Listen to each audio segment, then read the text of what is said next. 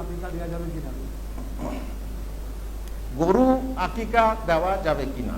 গরু কোরবানি দেওয়া যায়, কিন্তু আকিকার ক্ষেত্রে মুহাম্মদুর রাসূলুল্লাহ সাল্লাল্লাহু আলাইহি ওয়াসাল্লাম যা দিয়েছেন ছাগল অথবা ভেড়া, ছাগল অথবা ভেড়া। আপনি বলবেন আমার লোক কুটুম অনেক, আমার গ্রাম বড়, তো ছাগল দিয়ে কুলোবে না, তো আপনি কুলোবার জন্য আকিকা করবেন না ইবাদতের জন্য আকিকা করবেন?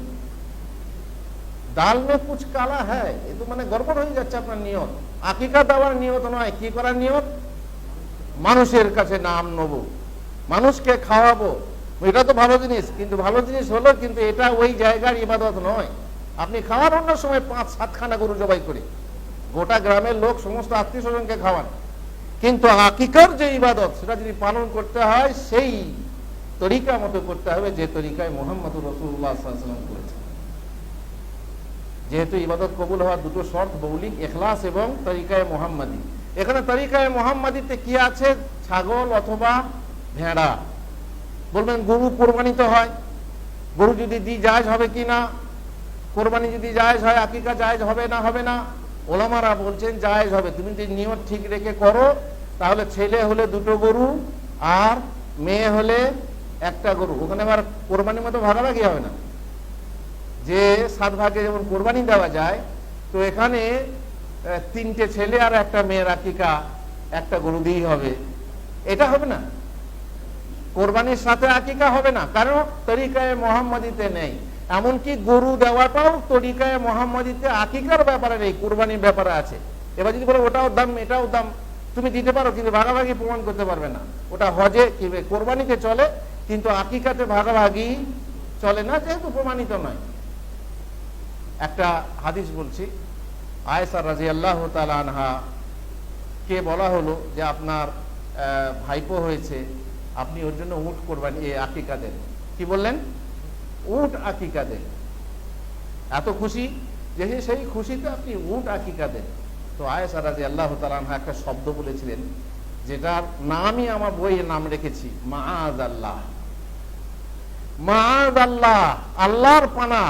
আমার সব থেকে শেষ বই সেটা হচ্ছে আল্লাহর পানাহ। আল্লাহর পানাহ, রাসূলুল্লাহ সাল্লাল্লাহু আলাইহি ওয়াসাল্লাম ছাগল ভেড়া আকিকা দিয়েছেন, আমি উট দিতে যাব? কথাটা বুঝে নেবেন। গরু দেওয়া চলবে না চলবে না? আমি বলছি না যে হারাম না জায়েজ, কবুল হবে না।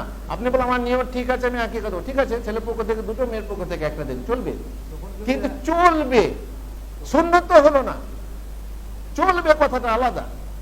আর যেটা ভালো, যেটা করতে হবে, যেটা উত্তম, সেটা হচ্ছে সুন্নাতে মুহাম্মাদি সাল্লাল্লাহু আলাইহি ওয়াসাল্লাম, তিনি যেটা করেছেন আমরা সেটা করব।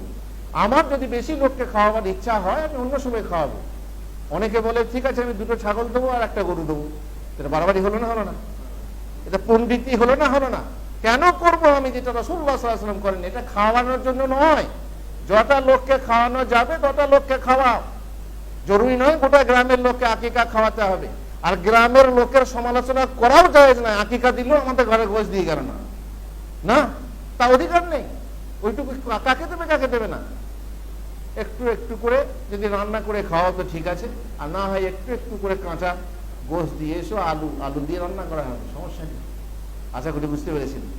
ومن أحسن قولا ممن دعا إلى الله وعمل صالحا وقال إنني من المسلمين.